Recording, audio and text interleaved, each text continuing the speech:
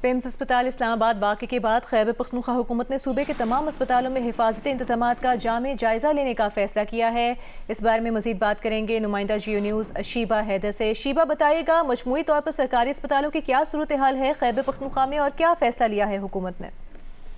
جی، پیمز اسپتال اسلام آباد واقعے کے بعد خیبر پختونخوا حکومت نے صوبے کے تمام اسپتالوں کے حفاظتی انتظامات کا سرنو جائزہ لینے کا فیصلہ کیا ہے اور اس سلسلے میں وزیر اعلیٰ سہیل افریدی اور چیف سیکرٹری خیبر پختونخوا شاہ ولی شاہ نے سیکرٹری صحت سے رابطہ کر کے اسپتالوں میں سیکیورٹی اور فائر سیفٹی انتظامات جامع طور پر چیک کرنے کی ہدایت کی ہے۔ ذرائع کے مطابق اسپتالوں کے حفاظتی انتظامات کا جائزہ لینے کے لیے مانیٹرنگ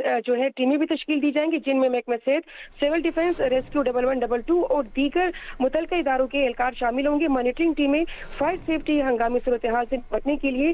تیاریوں اور ان کے جو دیگر حفاظتی انتظامات کا جائزہ بھی لیا جائے گا اور اس سلسلے میں محکمہ صحت نے اس حوالے سے آج کا اجلاس بھی طلب کر لیا گیا ہے۔ دوسری جانب سیکرٹری صحت خیبر پختونخوا فیاض علی شاہ سے ہماری بات ہوئی تو ان کا یہ کہنا تھا کہ پیمز اسپتال واقعے کے بعد خیبر پختونخوا کے تمام اسپتالوں کے لیے SOPs بنائے جائیں گے، جبکہ فائر سیفٹی انتظامات میں کسی قسم کی غفلت برداشت نہیں کی جائے گی۔ جی شکریہ آپ کا شیبہ حیدر تفصیل کے لیے۔ اسلام آباد کے پیمز اسپتال کے نرسری میں آگ لگنے کے واقعے کے بعد کراچی کے بڑے سرکاری اسپتالوں میں بھی فائر سیفٹی انتظامات پر سوالات اٹھ گئے ہیں کہ MC کے سب سے بڑے اسپتال عباسی شہید اور جناح اسپتال میں فائر سیفٹی کے حالات کیا ہیں، جانتے ہیں جیو نیوز کی نمائندہ شوالہ اسلم سے کراچی کے اسپتالوں کی صورتحال سے ہی متعلق۔ شوالہ بتائے گا کراچی کے سرکاری اسپتالوں میں پیمز جیسی کوئی ایمرجنسی اگر ہو جاتی ہے تو اسے نمٹنے کے لیے کیا انتظامات ہیں، روزانہ کی بنیاد پر اسپتالوں میں آنے والے مریضوں کی تعداد کیا ہے، اس کے بارے میں بھی بتائیے گا۔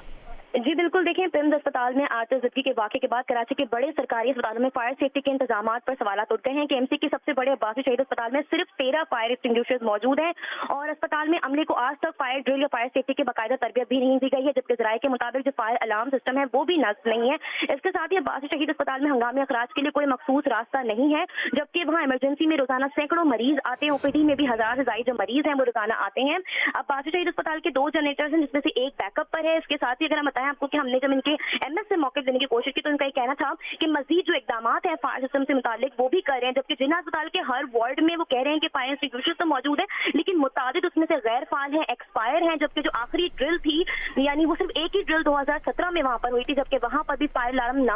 سسٹم نہ ہونے کا جو انکشاف ہے وہ ہوا ہے۔ جو جوائنٹ ڈائریکٹر ہیں جناح اسپتال کے، ان کا یہ کہنا ہے کہ جو ایک لیٹر ہے حکومت کو وہ آپ لکھیں گے تاکہ ایک ٹیم جو ہے وہ تشکیل اس حوالے سے ہو تاکہ جو مزید ٹریننگ ہے عملے کی وہ کی جائے۔ بہت شکریہ شوالہ اسلم اس تفصیل کے لیے۔